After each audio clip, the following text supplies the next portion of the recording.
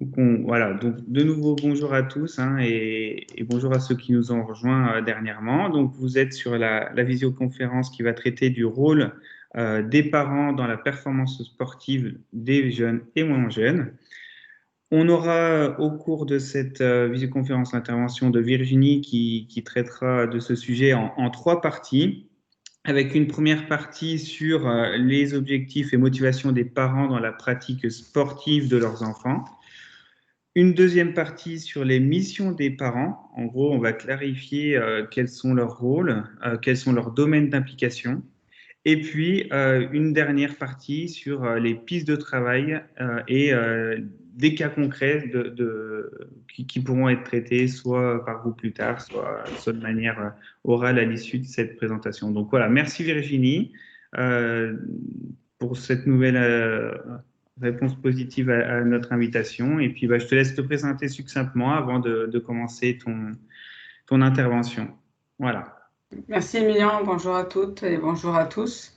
Je suis encore bien heureuse de vous retrouver là sur cette nouvelle thématique qui est la question des parents. Je vous rappelle un peu en tout cas, mais merci à la DTN aussi de pouvoir offrir cette tribune-là pour diffuser encore sur toutes les thématiques autour de la question des relations humaines et de la préparation mentale. Ça nous permet en tout cas de pouvoir avancer sur ces thématiques-là et si on peut, j'espère, vous fournir quelques outils. Ça sera l'objet de cette présentation. Le rôle des parents, en fait, c'est un rôle crucial. Vous le vivez sûrement au quotidien. Et pour ma part, moi, j'ai eu l'occasion de travailler 4 ans sur cette thématique-là et de m'intéresser avec une doctorante qui est Noémie Liénart, à m'intéresser vraiment à ce rôle des fois peut-être complexe de parents de jeunes sportifs et de jeunes sportifs de haut niveau, si on parlera un tout petit peu du haut niveau.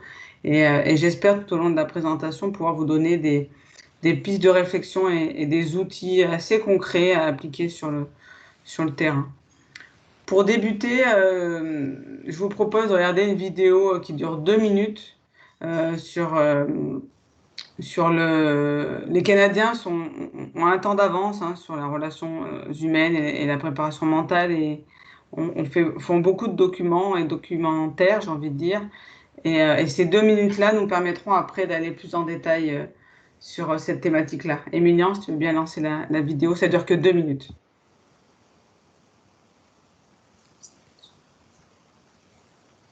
Il n'y a pas le son, Emilien. Là. Est-ce que tu as coupé? Ça me fait penser un peu. Tu te rappelles, tu me dirais. Tout à l'heure, on l'a fait, ça a marché avec le son. C'est bizarre.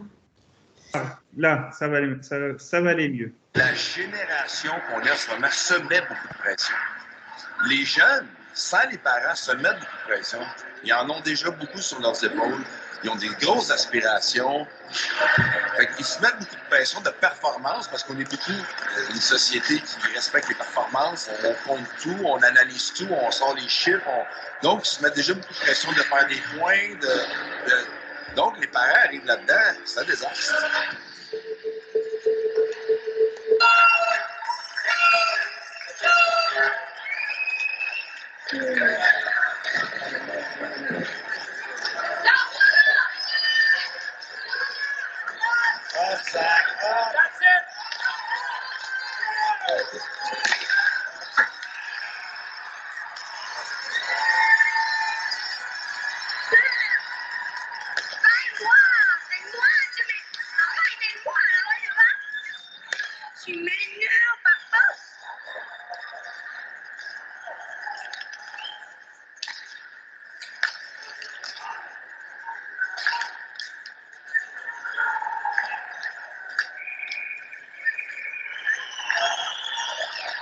C'est pas sa meilleure, ça c'est sûr.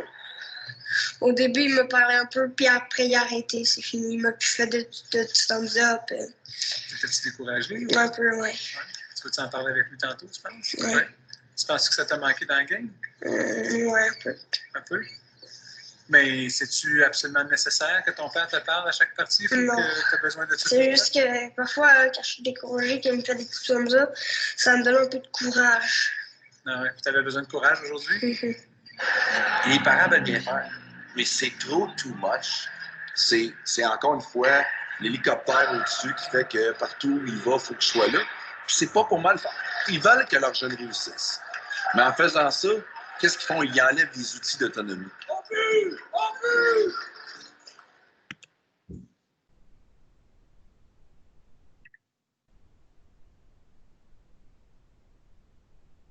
Tu as enlevé le son, Virginie. Ouais. Je vais partager du coup, c'est bon? Oui, c'est bon. Une partie de ma présentation et j'aime bien cette vidéo parce qu'elle est illustrative de toute la complexité du rôle de parents ou quand on a son pitchoun qui joue sur le terrain, et ben ça génère beaucoup d'émotions. On va vous proposer des pistes de travail là-dessus. Et à la fois, on a besoin des parents parce qu'en termes logistiques, et ben, on est bien content à ce qui nous les amène, en tout cas, sur les lieux. Et on va voir, en tout cas, comment on peut les accompagner, alors sans prétention, mais accompagner les parents dans le projet sportif de leur enfant. Et ça va aussi bien, quel que soit le niveau. Ben là, on peut imaginer que la vidéo est plus axée élite. Mais pour être régulièrement au bord des terrains et peut-être au bord des courses, ce qui va être dit ici et maintenant est à illustrer aussi à tout niveau en fait.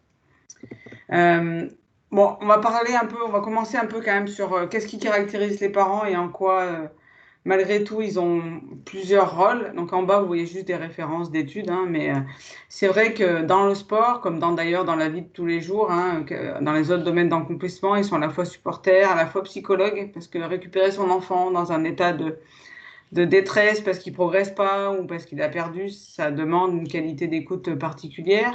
C'est aussi la personne relais avec l'entraîneur ou l'entraîneuse. C'est aussi un investissement financier. On va en parler beaucoup sur le retour sur investissement. Est-ce qu'il faut attendre à un moment donné un retour sur investissement qui soit pécunier, affectif, organisationnel? C'est aussi c'est nos taxis, hein, les parents, c'est eux qui nous permettent de gérer logistiquement les déplacements. C'est eux qui aménagent aussi l'adaptation des repas et la qualité des produits pour aborder la course ou les courses de la meilleure des manières. Et puis, c'est aussi eux qui soignent nos blessures quand ils sont amenés à gérer ça auprès de leur enfant. Donc voilà, on ne va pas leur enlever qu'il y a beaucoup de missions qui leur sont attitrées. Peut-être qu'à certaines missions, ils manquent d'expertise et ça sera là où on va les aider. Mais sans eux, en tout cas, on sait qu'ils permettent la participation sportive. On sait que grâce à eux, ils permettent aussi l'accession à un bon niveau, ils favorisent la motivation de leur enfant, le plaisir. Ça favorise aussi de partager une activité physique qui est sportive avec son enfant, ça participe à renforcer les liens avec son enfant. Et ça améliore, en tout cas, ça participe à son développement. Je vous rappelez qu'on avait discuté un peu sur la question de la motivation. C'est déjà pourquoi les enfants ils s'engagent, connaître la raison de l'implication des parents. Et j'avais beaucoup insisté sur le webinaire sur la motivation, c'est essayer d'identifier pourquoi les jeunes que vous avez avec vous, pourquoi ils sont là. Pour apprendre, pour progresser, pour être avec des amis, pour faire plaisir à ses parents, pour être en forme. Et vraiment d'identifier chez son enfant qu'est-ce qui le guide en fait. Pourquoi il vient s'entraîner 2 fois par semaine aux séances de cyclisme proposées, pourquoi il veut faire des compétitions, pourquoi il préférerait peut-être plus des randonnées. On va essayer de comprendre en tout cas ce qu'il anime. Voilà, qu'est-ce que dire à son enfant simplement on va le voir en fait que le pilier de tout ça dans cette complexité des fois d'engagement, la communication est un outil très important, la qualité d'écoute, le développement de l'autonomie de son enfant sont des piliers qui vont nous permettre d'avancer ensemble, encadrement, parents et jeunes sportifs. La première question qu'il faut se poser et qu'on pourrait poser aux parents quand ils vous mettent votre enfant dans votre club, c'est pourquoi vous mettez votre enfant dans la structure sportive en fait? Quelles sont vos motivations en tant que parent dans la pratique sportive de votre enfant? Il y a plein de motivations différentes, hein. Moi, je sais que si je veux que mes enfants fassent une activité physique parce que je veux qu'ils se développent en termes de motricité, qu'ils prennent plaisir à progresser, parce que c'est important de faire du sport, parce que ça permet de rentrer en communication avec un groupe, avec des autres. Qu'est-ce que vous recherchez dans la pratique de votre enfant? C'est important de se poser cette question-là. Parce que ça va déterminer aussi ma capacité à gérer mes émotions, à m'investir dans la pratique de mon enfant. Et peut-être à un moment donné d'éviter de me transposer dans la pratique de mon enfant, on le verra après.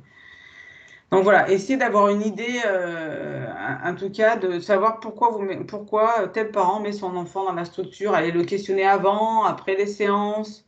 Il y a toujours des moments informels qui me permettent d'y voir un peu plus clair et d'apprendre à connaître ses parents. En fait, l'enjeu, il va être d'apprendre à connaître ses parents. Et qu'est-ce que voilà, les parents souhaitent que leur enfant développe dans cette pratique sportive. Et évidemment que les objectifs que les parents ont sur la pratique de leur enfant, il va être en lien avec leur histoire personnelle. Est-ce qu'ils ont déjà pratiqué ce sport ou pas? Ça va être en lien aussi avec les attitudes des entraîneurs, avec les autres parents, avec les dirigeants. Donc il y a plein de facteurs qui vont influencer les objectifs qu'on met dans la pratique de notre enfant. Donc voilà, la première étape, voilà, comment après connaître les motivations des parents dans la pratique sportive des enfants, bah, c'est prendre du temps à apprendre à les connaître. Il est vrai que moi, c'est intéressant peut-être en début de saison de les réunir et de présenter, vous, en tant qu'entraîneur ou dirigeant, votre philosophie dans la structure et puis peut-être de les faire parler sur leur motivation dans la pratique de leur enfant. Bah, moi, par exemple, j'ai fait du vélo pendant 15 ans, c'est important pour moi que mon enfant en fasse. Ou j'ai jamais fait du vélo et je sais pas comment ça s'organise. La compétition m'intéresse pas, mais plutôt l'aspect randonnée peut intéresser mon enfant. Donc déjà, peut-être en début de saison, offrir cette opportunité-là autour d'un moment convivial qui peut être de se retrouver et de boire un coup ensemble par la suite, mais d'offrir ce moment d'échange. De manière formelle, en début de saison, c'est ce qu'il y a de plus intéressant. Après, qu'est-ce qui arrive? On va sauter un peu sur qu'est-ce qui est difficile à gérer en tant que parent. Ben, y a plein de choses parce que qui dit investissement, en fait, je pense qu'en tant que parent, il faut jamais s'attendre à un retour sur investissement, à la fois temporel, affectif, financier. Et du coup, qu'est-ce qui est difficile à gérer en tant que parent, hein, c'est la déception face à peut-être un manque de progrès ou un manque de réussite. L'investissement pécunier, qui n'est pas neutre peut-être dans le portefeuille familial. Le temps aussi, parce que accessoirement, en tant que parent, je pense que je ne vais pas vous raconter ce qu'est le rôle de parent, mais il y a votre vie professionnelle, il y a votre vie familiale, il y a les autres enfants de la fratrie, il y a aussi votre propre pratique sportive, de vous trouver du temps pour vous. Et tout ça, c'est du temps investi et j'espère qu'il se bonifie en plaisir à accompagner votre enfance. Tout est l'enjeu est là. Des fois, avoir le sentiment de ne rien contrôler, on fera des fois un peu le parallèle sur la pratique de haut niveau, où finalement, au début, les parents, on a besoin des parents, et puis quand ils sont dans des structures de haut niveau, eh ben, les parents ne sont pas forcément tout le temps associés au projet. Il y a aussi trouver un équilibre entre école, sport et vie professionnelle. Il y a les blessures. Et quoi qu'il en soit, souvent les comportements déviants ou inappropriés des parents sont liés à leur niveau de stress, en fait, à la difficulté à gérer tous ces facteurs-là, et peut-être au manque de relations qui peuvent être mises en place entre la structure, l'entraîneur, l'encadrant et les dirigeants. Ce qui fait qu'on aurait tendance peut-être à adopter, en tout cas, un certain nombre de comportements négatifs. On le verra après. Je vous présenterai les interventions qu'on a réalisées au sein de certaines structures. Je reste persuadée que si on accompagne les parents, en les accueillant en début d'année, en apprenant à les connaître, à questionner leurs enfants et les parents, et en essayant en tout cas de créer du lien, je pense que on peut attirer un certain nombre de parents et construire en tout cas des choses cohérentes et intelligentes. Bon, quel bénéfice en tant que parent finalement d'avoir son gamin ou sa gamine, son jeune enfant en tout cas pratiquer une activité physique et sportive comme le cyclisme, bah, c'est peut-être nous en tant que parents d'apprendre à connaître des nouvelles personnes, se faire des nouveaux amis. C'est l'opportunité aussi de voir son enfant progresser dans une activité physique et sportive, de le voir réussir, de le voir aussi faire face à des difficultés, à des obstacles, de le voir grandir, de se voir se dépasser. Et voilà, il y a tout cet aspect-là qui permet en tout cas de montrer que c'est intéressant de faire de l'activité physique et sportive et d'investir les parents. On va aller directement sur un comportement déviant qu'on appelle le syndrome de réussite par procuration. Jusqu'à quel moment, en fait, la pratique sportive peut être un moyen d'émancipation ou de maltraitance. Je ne vais pas vous cacher les expériences de certains athlètes de très haut niveau, hein, en particulier André Agassi, c'est son père qui raconte que les gens disent que j'ai poussé trop dur mes enfants et que je les ai presque détruits. Et ben vous savez quoi, ils ont raison, j'ai été trop dur avec eux, leur faisant ressentir qu'ils n'en faisaient même jamais assez. Mais après l'enfance que j'ai eue, combattant dans les débris en Iran, j'étais déterminée à donner à mes enfants une vie meilleure. Mal avisée comme j'ai été, j'ai poussé mes enfants parce que je les aime. Donc souvent aussi, les comportements déviants sont des comportements inappropriés. C'est pas pour autant que l'intention n'était pas bonne à l'origine et que les savoir-faire étaient un peu un peu été inappropriées, quoi. Et du coup, voilà, si on s'intéresse à la bio d'André Agassi, qui parle beaucoup de l'investissement de ses parents, et il dit qu'il a détesté le tennis, que c'est une passion sombre et secrète, hein, que personne ne m'a jamais vraiment demandé si je voulais jouer au tennis, et encore moins si je voulais en faire ma vie. Vous connaissez le parcours de ce grand joueur de tennis qui, en tout cas, a vraiment percé au très haut niveau et qui a été poussé, en tout cas, par son père pour réussir. Le syndrome de réussite par procuration, c'est des parents qui, à un moment donné, alors ça arrive plus souvent à des parents qui ont pratiqué le cyclisme et dont leur enfant, leur fille ou leur garçon pratique le cyclisme et qui vivent à travers eux leur passion peut-être qu'ils n'ont jamais vécue ou qui vivent à travers eux des émotions qu'ils aimeraient vivre à nouveau. C'est des parents qui surinvestissent et qui surstimulent en tout cas la réussite de leur enfant. Alors attention, c'est vrai dans le sport comme à l'école, comme à la musique, quel que soit le domaine d'accomplissement, au point que l'amour parental est conditionné à la réussite de son enfant. Ça se manifeste par des attitudes excessives dans le suivi de la pratique de l'enfant et de faire passer au deuxième plan l'épanouissement de l'enfant, c'est bien pour autant ça qui nous guide, avec des entraînements intensifs et où tout le projet familial est centré sur la réussite de l'enfant.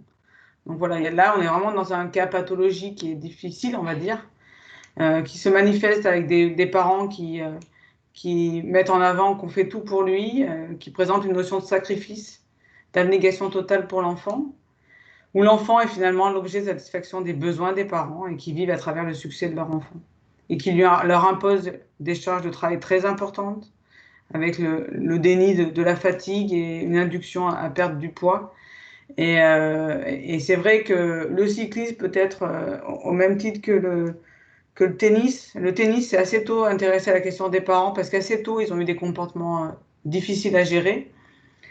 C'est difficile sans parents peut-être de s'investir dans la pratique du cyclisme avec la logistique du déplacement du vélo, de se rendre sur les courses. À la différence, par exemple, des sports co, on est peut-être plus sensible à tomber dans ce syndrome de réussite par procuration dans les sports individuels. Du coup, à cette étape-là, l'idée, c'était de présenter les comportements plutôt problématiques. Est-ce que déjà, à cette étape-là, il y a des questions de vive voix et des remarques sur ce qui a été présenté? On a décidé avec Emilien de pouvoir faire quelques pauses attentionnelles pour pouvoir rebondir sur ce qui a été présenté. Dans une heure, il y a une visio. Emilien, je te laisse gérer le son. Est-ce qu'il y a des questions à cette étape-là de la présentation? Il me semble avoir vu passer une question au préalable. Est-ce que ça a répondu? Moi, c'est la question sur comment accompagner anticiper et accompagner en tout cas les encadrants. Ah, et aussi, il y a une autre question là. Tac, tac, tac. Merci. Un parent qui garde le vélo adapté à son enfant pour uniquement les compétitions et l'oblige à entraîner avec un vélo qui n'est pas de sa taille, dans lequel l'enfant n'est pas bien. De toute façon, les deux questions écrites qui ont été posées, c'est celle où comment anticiper pour ne pas avoir de problème avec les enfants, avec les parents, pardon. Et pour ne pas avoir de problème avec les parents, il faut déjà en fait passer du temps à les accompagner. C'est souvent ce point sur lequel, pour faire régulièrement un peu des formations entraîneurs, ça fait du temps supplémentaire à mobiliser pour les parents, à échanger avec eux en amont, à pouvoir les réunir en début de saison, pouvoir faire le point avec eux aussi sur votre philosophie d'entraînement, la philosophie du club, pouvoir apprendre à les connaître. Parce que sur le lieu des courses, ce n'est pas forcément le lieu opportun. Et j'ai envie de dire, au début d'année, leur prévoir une heure au milieu d'année, une heure à fin d'année pour échanger avec eux, soit collectivement ou individuellement, ce sera déjà très, très bien. Après, sur la question de la place qu'ils peuvent avoir sur le rôle de l'entraîneur ou des avis sur des aspects techniques, on le verra un peu après.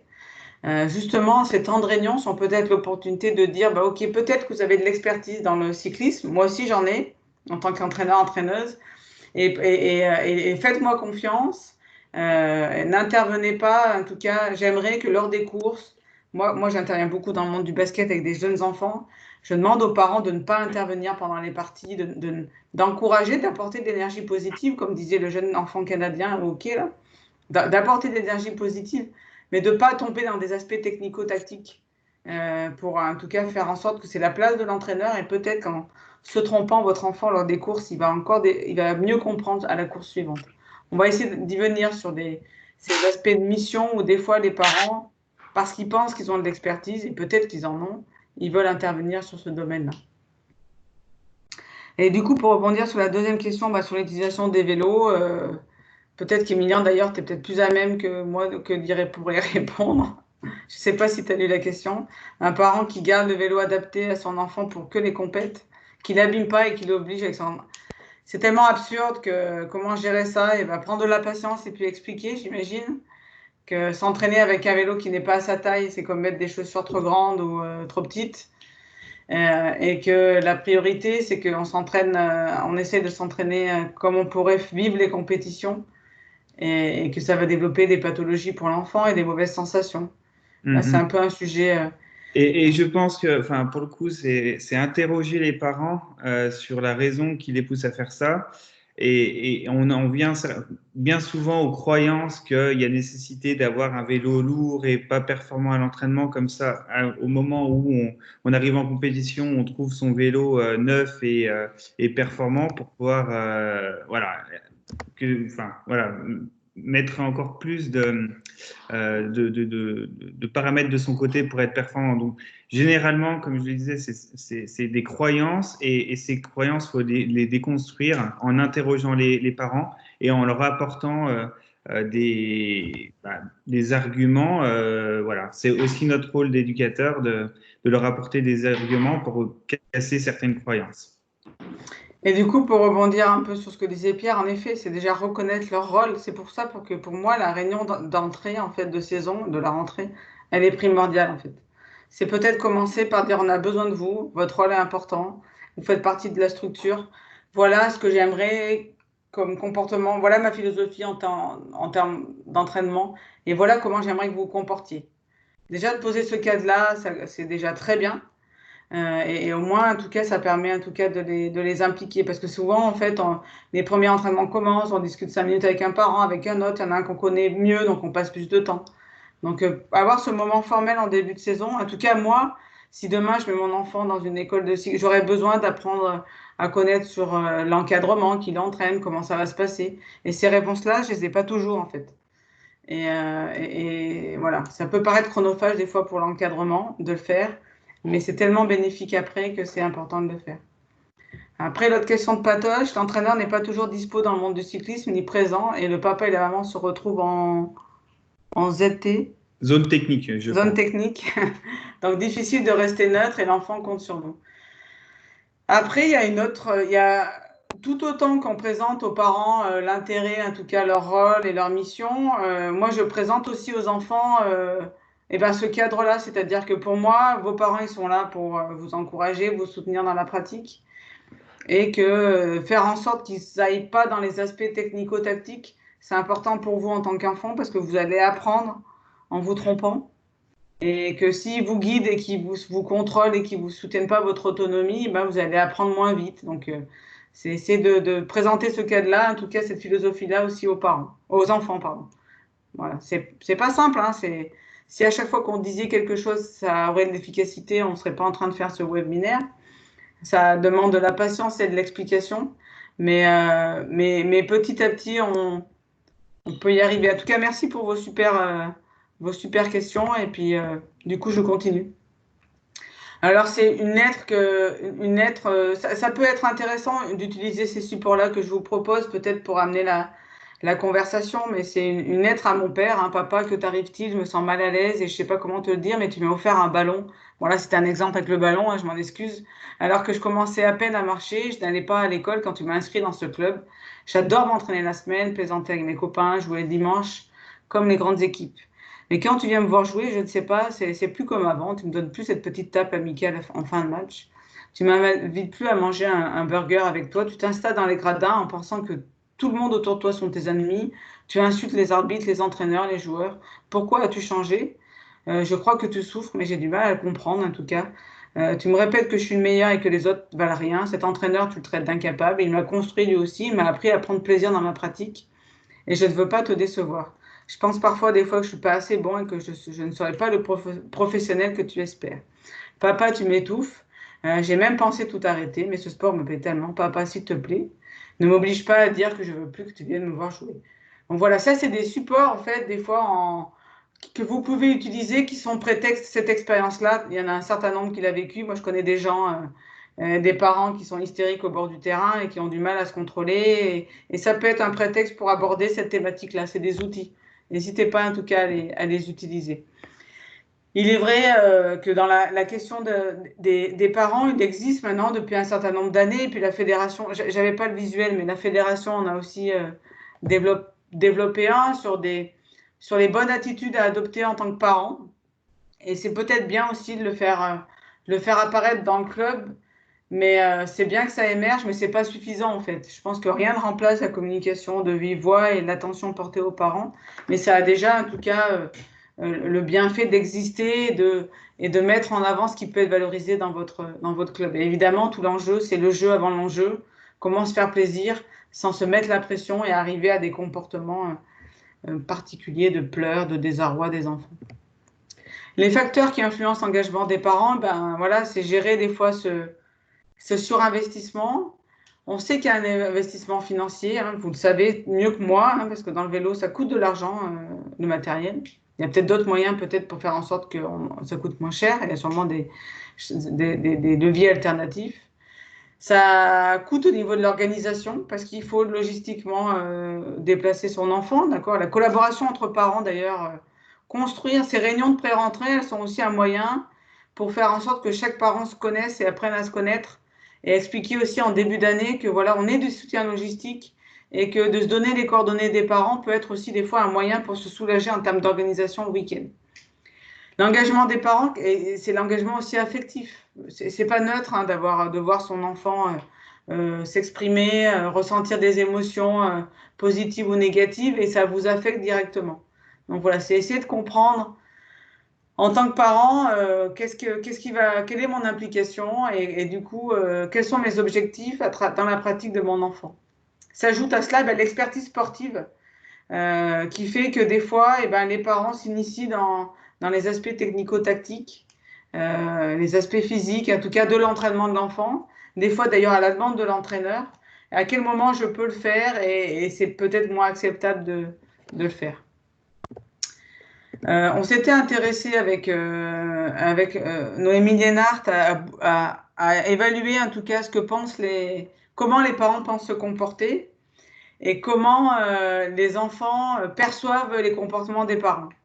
Et c'était rigolo parce que finalement, on s'était intéressé seulement à quel type de comportement, les comportements directifs, c'est-à-dire est-ce que tes parents te disent ce que tu as à faire, les comportements de pression, est-ce qu'ils te mettent la pression pour fournir des efforts et faut que tu ailles t'entraîner, c'est important. Les comportements, donc ces deux comportements sont plutôt négatifs. Des comportements d'encouragement et de compréhension où on te félicite sur ton engagement, est-ce que tes parents te félicitent sur les efforts que tu fournis, sur le fait que tu aies essayé. Et le quatrième comportement, c'était le comportement d'investissement. Est-ce que malgré tout, il faut que les parents s'intéressent à la pratique de l'enfant, donc il faut bien qu'ils questionnent l'entraîneur, l'entraîneuse sur est-ce que mon enfant progresse, comment ça se passe, avoir son avis un peu là-dessus. Et donc, on a évalué est-ce que finalement, ce que perçoivent les enfants correspond à la manière dont se comportent les parents. Et on l'a vu tout à l'heure, hein, que la recherche de l'autonomie, c'est un levier important et qui prend un peu du temps. Et quand on s'intéresse aux données, je vais vous les raconter. Hein. En fait, pour les comportements négatifs, c'est-à-dire les comportements directifs où les parents disent à son enfant ce qu'il a à faire ou lui mettent la pression, les parents sous-estiment ces comportements négatifs. Ou dit autrement, les enfants ils perçoivent davantage que leurs parents expriment des comportements négatifs que eux ne le perçoivent. Et à l'inverse, pour les comportements positifs, qui sont l'investissement du parent dans la pratique sportive, c'est-à-dire s'y intéresse, et les encouragements et la compréhension ou félicitations dans la pratique, les parents surestiment en tout cas les comportements positifs, alors que les enfants perçoivent que ces comportements sont un peu moins fréquents que ne le disent des parents. Bon, finalement, qu'est-ce qu'on retient? C'est qu'il y a un écart de perception. qui est surestimé dans les comportements positifs et sous-estimé dans les comportements négatifs. Et l'enjeu, il est où? L'enjeu, il est d'instaurer un dialogue avec son enfant. Comment tu penses que je me comporte? Est-ce que tu penses que je me comporte de manière adaptée? De quoi tu aurais besoin? Comment je pourrais t'aider dans ta pratique? Mais évidemment, dès qu'il y a la communication qui est mise en place, questionner son enfant sur ce qu'il a besoin. Et est-ce que tu perçois, parce que moi je peux avoir des émotions très fortes et ne pas percevoir que je suis très directive et que je peux mettre la pression, en particulier des jours où je suis fatiguée ou que c'est difficile dans mon travail, etc., etc. Allez questionner votre enfant là-dessus et dans ces cas-là, les perceptions parents-enfants, elles se retrouveront davantage avec davantage de congruence. Du coup, on va aller un peu plus sur les applications pratiques. On essaye d'intervenir quand on a fait les interventions au sein des pôles, mais c'est la même chose au sein des clubs. On avait regroupé les parents et on leur avait dit de lister les rôles que chacun des personnes assure. Donc, les parents, quels sont les rôles votre rôle? Là, c'était dans le monde scolaire, dans le monde sportif, dans le monde médical. Donc là, c'était pour les pôles et pour la filière d'accès au niveau, mais ce qui était intéressant, c'était que le parent il se rende compte que quel est le rôle de l'entraîneur, quel est le rôle des bénévoles, qu'est-ce qu'ils font en fait pour la pratique de mon enfant. Essayer de caractériser et de pouvoir le comprendre et de s'en rendre compte. Et du coup, après, on allait un peu plus en zoom en tant que parent. Qu'est-ce que vous faites dans la pratique de votre enfant? Donc, évidemment, on va ressortir des choses qu'on a déjà abordées précédemment sur la logistique, le coût matériel, le coût économique par rapport au matériel, au coût des courses, l'investissement temporel, l'investissement affectif lors des courses. C'est pas neutre de voir son enfant. Il y en a qui arrivent pas à regarder son enfant en compétition. Et si c'est difficile pour vous, je pense que le mieux c'est de ne pas venir si c'est trop difficile à gérer pour vous. Parce que c'est difficile de voir votre enfant dans un effort important, de le voir en difficulté. Essayez de questionner, en tout cas, si ça intéresse votre enfant, que vous soyez là ou pas là, comment ça l'impacte. Bon, bref, avec les parents, on avait listé toutes leurs missions, l'aspect nutritionnel qu'on avait vu au début, l'aspect aussi qualité d'écoute avec son enfant après une course qui ne s'est pas bien passée. Il y a énormément de choses, en effet, que les parents jouent, les rôles qu'ils jouent, et ça renvoie à des compétences. Il faut avoir un peu des compétences d'organisation pour pouvoir s'en sortir. Il faut avoir un peu des compétences de pouvoir gérer en tout cas la communication avec les autres parents, s'il y a besoin de s'organiser avec les autres parents, d'être un peu à l'écoute des autres. Donc ça renvoie réellement, en tout cas, cette fiche-là permet de valoriser leur niveau d'implication.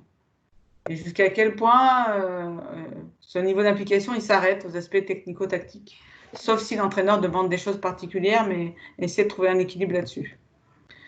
Pour aider les parents à prendre connaissance de leur manière de se comporter, on avait filmé des parents et alors c'était pas les mêmes parents. On leur avait demandé de regarder une vidéo là, comme on aurait pu le faire pour le Canada, de regarder la vidéo et des comportements des parents et de noter tous les mots qu'ils expriment lorsqu'ils sont en pleine compétition et qu'ils regardent leur enfant. Bon, là, c'est vrai qu'en foot ou même en vélo, des fois, l'enfant ne peut pas entendre, mais il y a des pratiques sportives où l'enfant peut entendre ce que dit le parent. Donc, en fait, on avait demandé aux parents de noter tout ce qui avait été dit. Et du coup, ça permettait aussi de rendre compte par la suite, de dire, OK, vous avez observé tel comportement, tel propos. D'après vous, quelle était l'intention du parent quand il a exprimé attention, regarde derrière toi, il y en a un qui arrive, accélère, c'est pas vrai, il va pas y arriver. Ou quelle est l'intention du parent? L'intention, souvent, sur les aspects technico-tactiques, c'est d'aider l'enfant, en fait. Et quelle est l'émotion associée? Est-ce qu'elle est plutôt positive? Est-ce qu'elle est négative? Qu'est-ce que le parent ressent? Et quel est votre objectif? Il est clair que si pour vous, c'est développer l'autonomie de l'enfant dans sa pratique et que le rôle du parent, c'est principalement encourager, apporter l'énergie positive, il faut le dire et l'expliquer aux parents. De ne pas intervenir sur les aspects techniques ou tactiques. Il va s'en rendre compte, l'enfant, il va apprendre en tout cas de ses erreurs et progresser là-dessus. Donc voilà, c'est un outil qui permet de rendre compte, voilà comment vous vous comportez. On a filmé d'autres parents sur lesquels on est intervenu, parce que c'est quand même des fois pas très agréable de voir des fois comment on peut se comporter, quelles sont les intentions et quel est l'objectif des parents. Donc voilà, on les a bien questionnés sur « et vous, comment vous vous comportez ?» Est-ce que vous avez idée de ce que vous pouvez transpirer auprès de votre enfant? Quelles sont les émotions que vous ressentez quand votre enfant est là? Moi, il y avait des parents qui me disaient, pour moi, c'est trop difficile de voir mon enfant jouer au basket. Ouais, écoutez, ben, venez pas, quoi. C'est pas grave, quoi. Il y en avait, ils pouvaient pas rester au bord sans crier sur l'arbitre. C'était un sentiment d'injustice trop fort. Donc, peut-être que l'étape intermédiaire, c'est de pas venir, et puis après, d'en prendre conscience de ces comportements-là, d'en discuter, et puis aussi de se détacher de l'enjeu. Quel objectif vous y mettez dans la pratique de votre enfant? Je me sens blessée, moi, quand mon enfant échoue. Donc, quelle est la part de l'ego dans la pratique de votre enfant? Donc voilà, déjà, juste de mettre de la communication avec de la prise de conscience, 90% des problématiques seront levées, échangées, pour en tout cas permettre d'adopter des comportements intéressants et appropriés pour faire en sorte que les enfants ils s'enthousiasment dans leur pratique. Donc, on a une deuxième pause dans cette présentation avant que je termine sur la dernière ligne droite avec quelques études de cas. Je ne sais pas s'il y a d'autres questions qui sont arrivées, Emilien. Il y a une question qui a été posée concernant la perception, enfin l'écart des perceptions entre les différentes tranches d'âge, et c'était notamment au niveau, tu sais, du comportement des parents positifs ou négatifs. Est-ce que voilà, il existe des différences de perception en fonction de l'âge? C'est une excellente question. Alors là, notre public, c'était des échantillons d'enfants qui étaient en pôle. Donc, je dirais c'est souvent 4e, 3e. Je ne dis pas de bêtises, Emilien.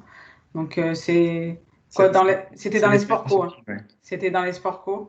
Donc, c'était des enfants de 13, 14, 15. Ok. Voilà. Après, on peut imaginer que peut-être après cet âge-là, il y a un peu plus de congruence. J'ai pas vu d'études par rapport à ça. Et j'ai pas non plus sondé des enfants plus jeunes. Donc, j'ai pas d'autres informations à vous dire. Mais en tout cas, c'était des enfants de 13-14. Donc, on peut penser quand même qu'il y a une maturité cognitive pour échanger sur là-dessus, quoi. C'est pas des enfants de 6 ans, ça c'est sûr. Ni de 10 ans. Mais par rapport à, ça fait un peu le lien avec, il me semble, le webinaire sur la motivation où ils ont comment dire, les retours sont différents en fonction des âges. Donc, on peut imaginer que la perception du comportement des parents peut être différent en fonction des âges. Enfin, j'imagine. En effet, en fonction des stades de développement, en fait, il y a ce qu'on appelle l'initiation. Quand votre enfant commence, il est clair que peut-être d'ailleurs vos comportements, ils sont peut-être moins impliqués ou peut-être moins excessifs. Après, c'est 5-10 ans, généralement. Après, il y a la période de développement autour de 10-14 où votre enfant il commence à s'entraîner un peu plus sérieusement. Et après, on rentre dans la période de maîtrise où vraiment l'enfant s'entraîne 15 heures par semaine. Et dans ces cas-là, évidemment, l'implication des parents aussi sont différentes et le projet de l'enfant est aussi un peu différent. Donc, ça va différer en fonction des tranches d'âge. Ok. N'hésitez pas à poser des questions si vous en avez sur la partie que Virginie vient de nous poser, ou si même des questions vous reviennent par rapport à la première partie. Si vous n'en avez pas forcément, on va enchaîner sur la troisième partie, puis on fera un bilan complet à la fin de celle-ci, et vous pourrez poser toutes les questions qui vous viennent à l'esprit suite à l'ensemble de la présentation de Virginie. Et d'ailleurs, pour rebondir sur ces questions de tranche d'âge, souvent, en fait, ce qui était difficile pour les enfants, les parents, pardon, dont les enfants rentraient dans des structures, en fait, des fédérations, qui sont les pôles ou les centres de formation, donc des structures clubs. Ce qui était difficile pour les parents, c'était de passer à une implication importante. Et puis d'un coup, mon enfant part la semaine et j'ai pas trop d'infos sur ce qui se passe la semaine. Il y a l'éloignement familial. Et puis, moi, j'ai consacré jusqu'à cette date-là, en tant que parent, je sais pas, je vais dire 10 heures de ma semaine à la pratique de mon enfant. Et puis d'un coup, d'un seul, il n'y a plus rien, en fait. Et cette transition-là, elle est souvent difficile, même si des fois, elle est agréable en termes de logistique et de transport et d'aspect financier. Mais cette transition, des fois, là, elle est difficile.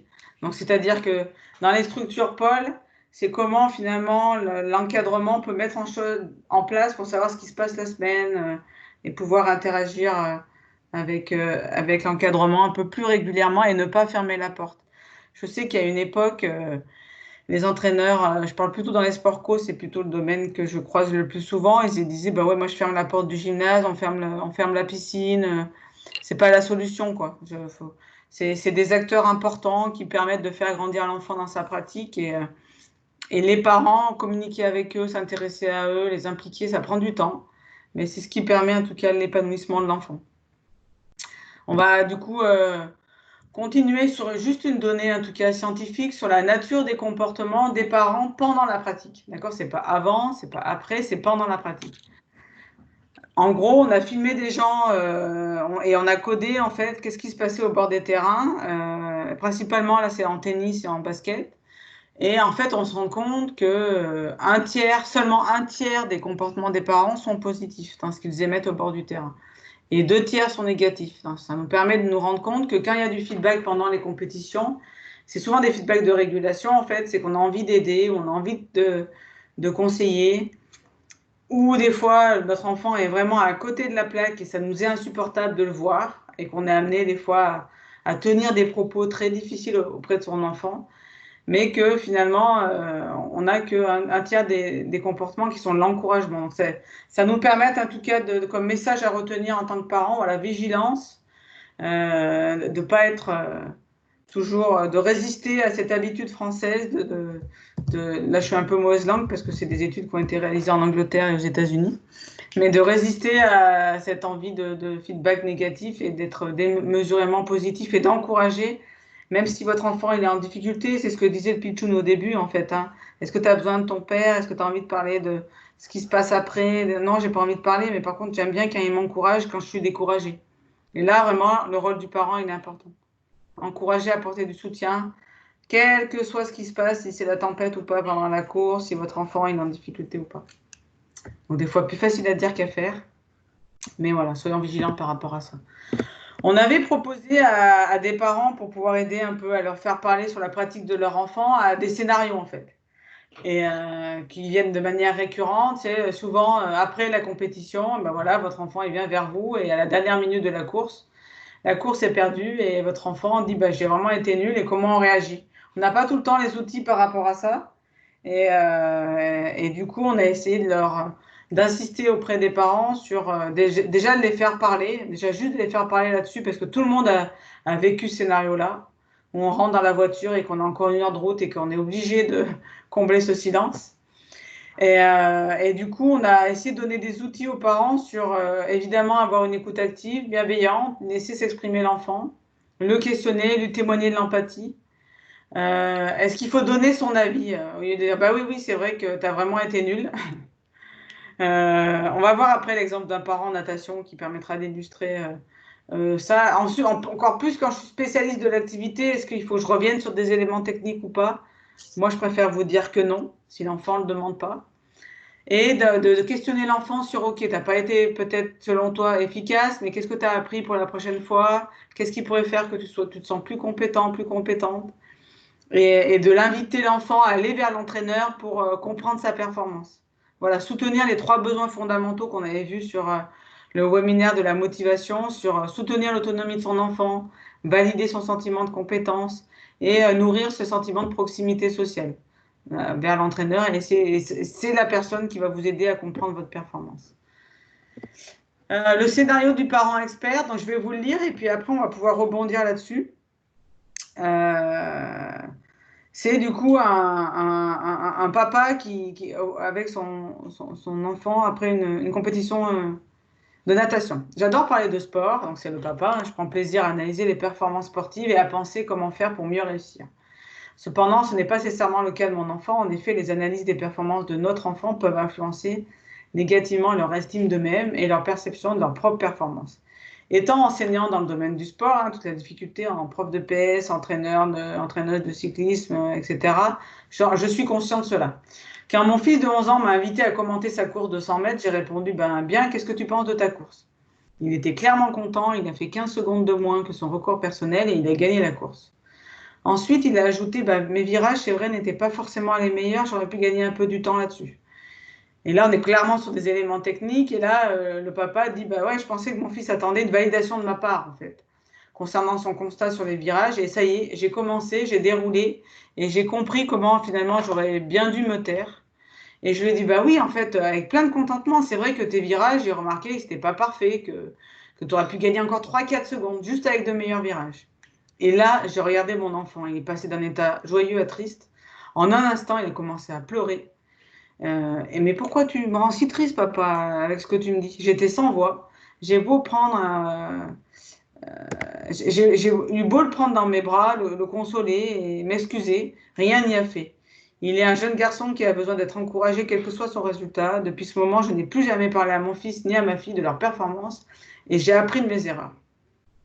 Et ça, pour moi, c'est le bel exemple du parent expert, en fait, et qui, à un moment donné, a une fenêtre pour s'exprimer sur des aspects technico-tactiques. Et en fait, vos enfants, ils attendent simplement, en fait, de l'affection et de l'attention sur leur pratique et pas forcément vos avis sur la performance.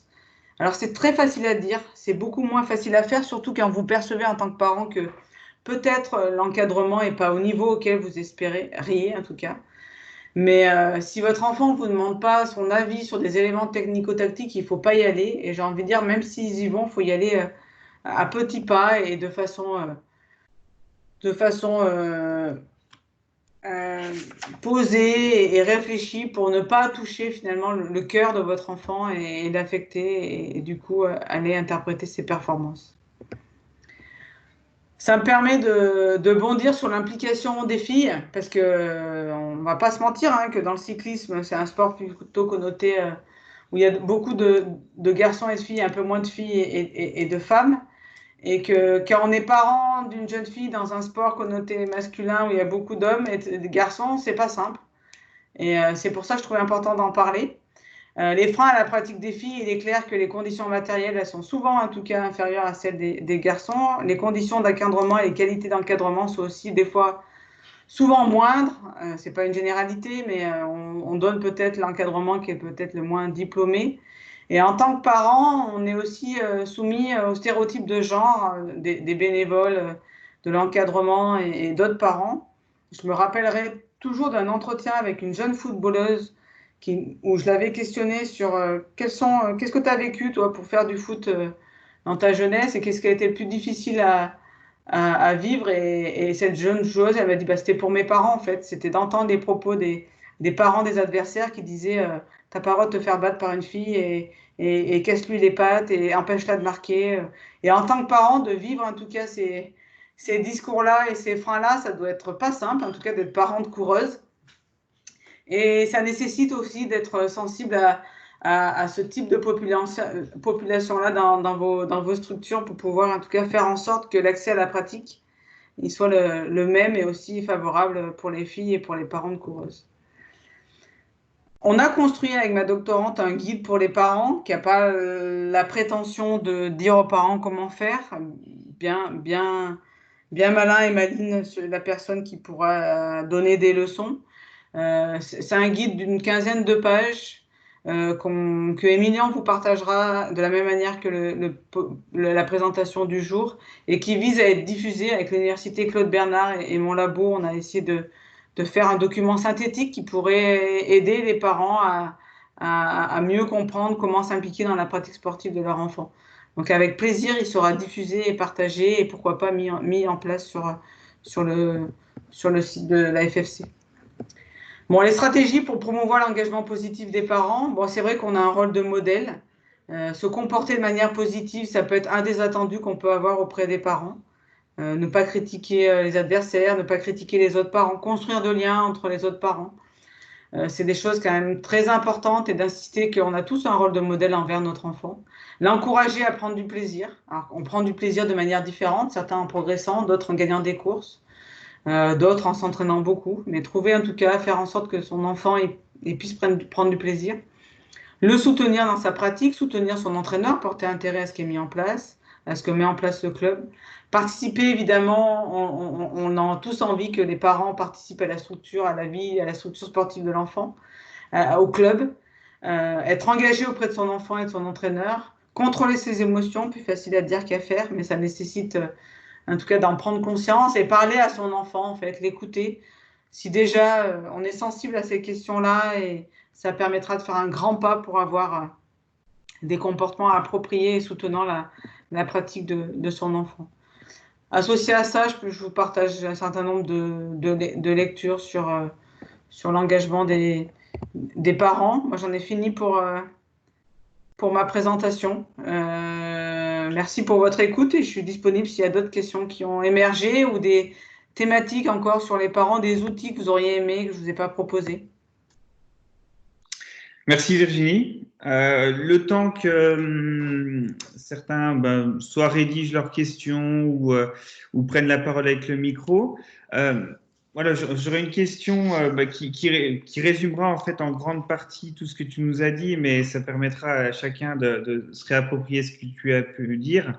Voilà, si on observe parfois des parents qui ont des comportements déviants, soit au cours des compétitions dans nos clubs, dans nos comités départementaux, comités régionaux, structures, etc.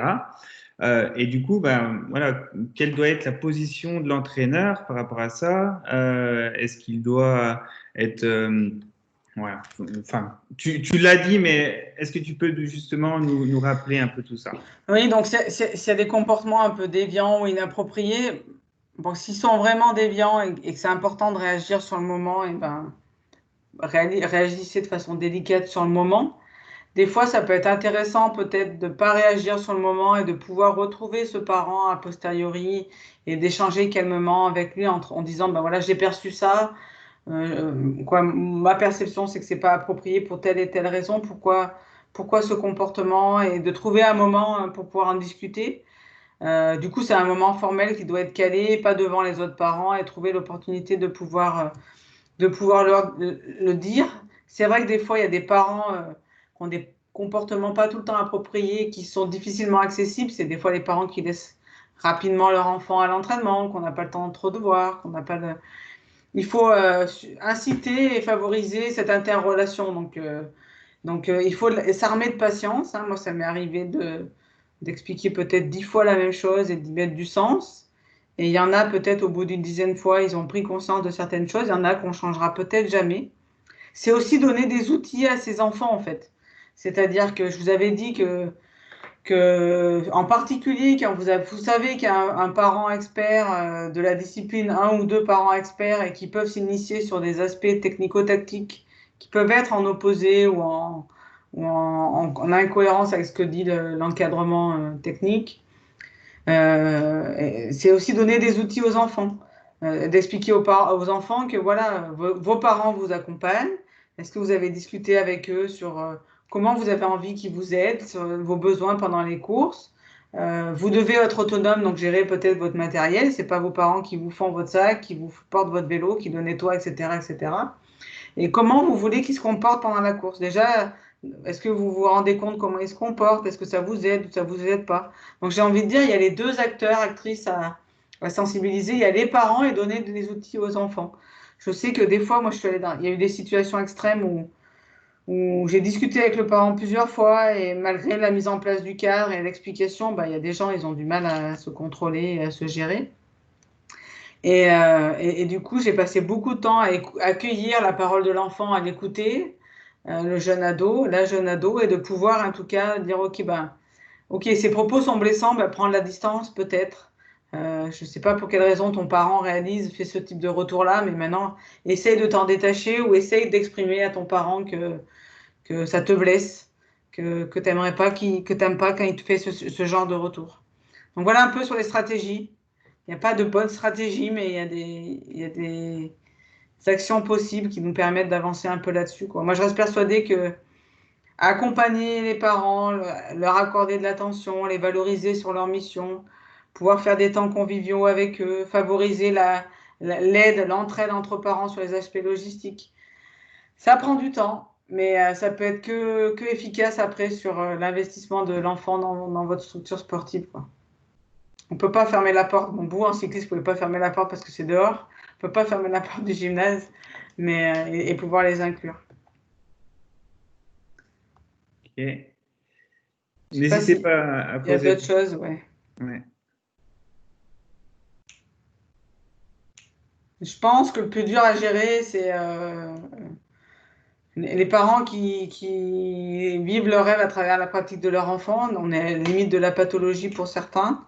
Ça m'est arrivé d'ailleurs aussi de conseiller des parents d'aller se faire accompagner sur ça. Donc en toute humilité, sans juger qu'ils ont des comportements inappropriés, mais que ça serait bien en tout cas de pouvoir aller se faire conseiller sur certaines façons de se comporter. Après, ce qui est épineux aussi, c'est le parent spécialiste de la discipline qui discrédite le travail de l'entraîneur. Qui a tout le crédit de son enfant et qui, ouais. Donc voilà, c'est pas, il y a pas de, c'est complexe en fait. Donc il n'y a pas de bonne réponse. Il y a la réponse. Plus il y a de la communication, c'est mieux. Mieux c'est en tout cas, et ça permet en tout cas. Il y a une question qui a émergé. Il n'y a pas assez de coaching mental chez les enfants. Ils ont besoin de conseils techniques et aussi besoin d'être motivés, rassurés. C'est vrai que donner des outils, c'est une excellente remarque, hein. Plus je vais aider mes jeunes dès le plus jeune âge à pouvoir gérer leurs émotions, à pouvoir gérer leurs courses, à pouvoir parler de leurs émotions lors d'une course, et ben mieux l'enfant va bien se sentir pendant une compétition, un entraînement, et moins les parents en effet récupèrent leur enfant à la petite cuillère. Ça c'est sûr. Ça c'est une certitude. Plus j'essaie de comprendre pourquoi mon enfant il s'implique, quelle est sa motivation. Moi j'ai un petit garçon de 7 ans, je le questionne sur tiens, pourquoi tu vas faire du basket, qu'est-ce qui te plaît, qu'est-ce qui te plaît pas, comment tu aimerais qu'on se comporte, et en fait dès tu gères tes émotions, comment tu t'es mis en colère, qu'est-ce qui s'est passé, questionner sur les émotions, et en effet plus on donne des outils qui soient technico-tactiques, physiques ou psycho, mieux on va arriver à avoir des comportements bienveillants et appropriés, ça c'est sûr. C'est vrai que la question des gestions des émotions et des courses, ça a un point épineux de pouvoir. D'ailleurs, ça pourrait être intéressant de réunir les parents et les enfants sur une session d'1 heure et de dire, ben voilà, qu'est-ce qui se passe lors d'une course, comment vous gérez vos émotions, qu'est-ce qui vous stresse en tant que parent, en tant qu'enfant, et de pouvoir en parler, tous ensemble, quoi. C'est tout l'équilibre à trouver entre l'enjeu et le jeu. Et quand je fais une course, est-ce que je valorise que le premier? Est-ce que mon enfant peut très bien me dire, ben moi, c'est pas la compétition qui m'intéresse, c'est de me balader, faire des randonnées et de répondre à ces motivations-là. Ok. Écoute, merci Virginie. On va peut-être attendre juste 1 minute avant de clore cette vision conférence si jamais vous avez des questions à nous poser, puisqu'on est arrivé au bout de l'heure qui était consacrée à cette thématique. En tout cas, merci beaucoup. Merci pour la qualité de cette intervention et voilà. Donc, il y a une main levée de Gérard. Gérard qui voulait intervenir. Vas-y, Gérard.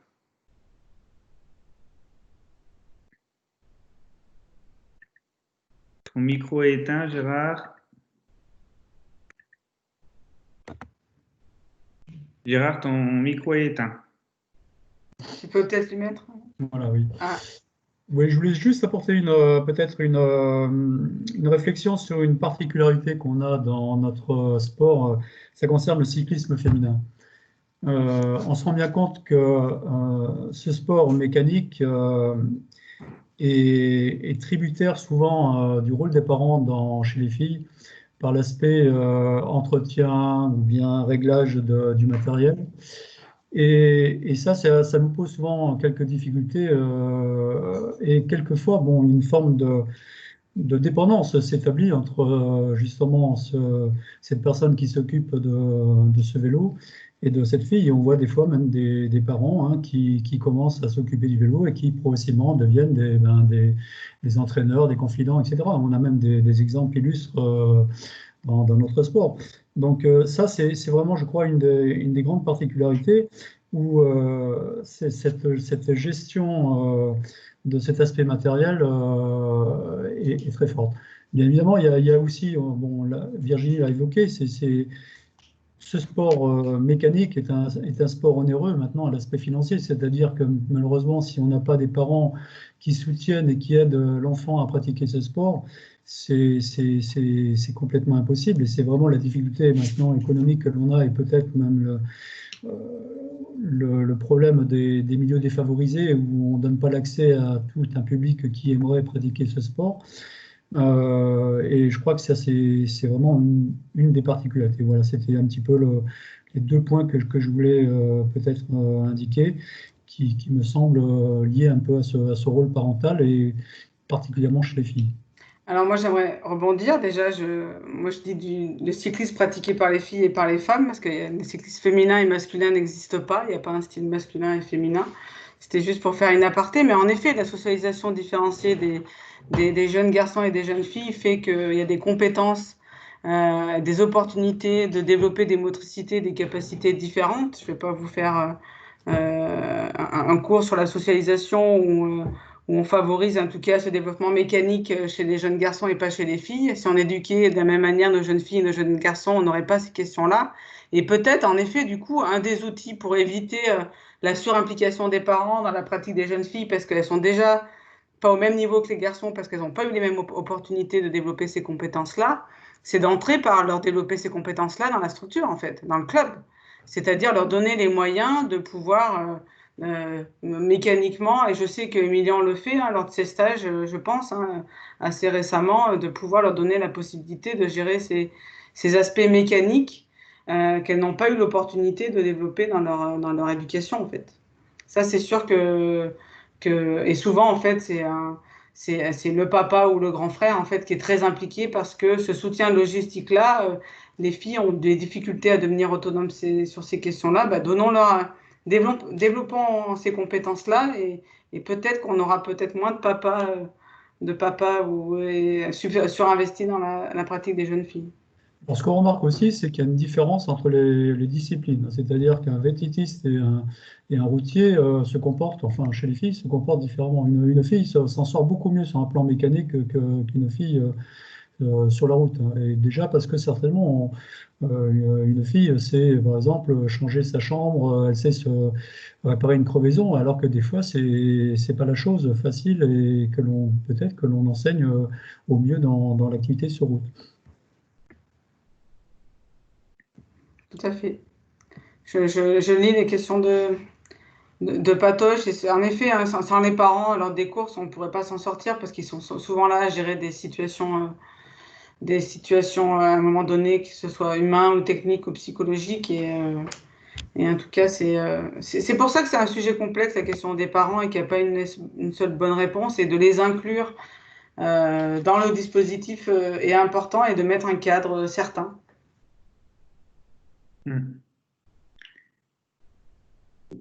C'est là, ouais, effectivement, toute la... Pas de difficulté, hein, il y a entre guillemets, je ne sais pas si on peut le résumer ainsi, tu me le diras Virginie, mais une double éducation à faire, à la fois auprès des enfants, mais aussi des parents sur le rôle, comme tu l'as fait là, qui est attendu vis-à-vis du comportement auprès de leurs enfants, en fait. Ouais, c'est la présentation d'un cadre, en fait. J'aime pas trop dire éduquer parce que c'est présomptueux, je trouve. Non, mais c'est la présentation d'un cadre et des attentes. Et du coup, ça prend du temps, en fait, d'expliquer ce qu'on a en tant qu'entraîneur, entraîneuse, qu'on veut faire avec l'enfant et d'échanger avec ses parents qui, des fois, en plus, sont pas accessibles parce que le mercredi après-midi, c'est peut-être les grands-parents qui les emmènent. Donc, c'est pas simple. Ah oui, tout à fait. Bon, si vous n'avez pas d'autres questions, nous vous remercions pour votre attention. On est arrivé donc au bout de cette visioconférence. Vous allez recevoir donc dans votre boîte mail entre guillemets une enquête de satisfaction. J'aime pas trop ce terme non plus, mais qui nous permettra d'avoir un retour sur ce qui a été fait et comment on pourrait l'améliorer si jamais vous avez des points d'amélioration à nous suggérer. Donc n'hésitez pas à nous suggérer un nouveau fonctionnement ou des nouvelles thématiques. On va laisser passer la période estivale avant de réenclencher sur la rentrée de nouveaux webinaires. Donc, Voilà, merci pour d'avoir été aussi nombreux chaque webinaire, de nous avoir suivis. Et puis, on vous donne rendez-vous sur les courses parce que ça sera bientôt le cas. On pourra de nouveau retrouver le terrain et ça sera une très bonne chose. Merci à toi, Virginie, encore une fois, pour la qualité de cette intervention et puis pour ta disponibilité. Merci tout le monde. Soyez bien critiques et proposez-nous vos idées. Il y en a sûrement des bonnes, autres que ce qu'on vous a présenté jusqu'à maintenant. Donc, n'hésitez pas. Voilà. Bonne soirée à tous et à toutes et à bientôt. Au revoir tout le monde. Au revoir.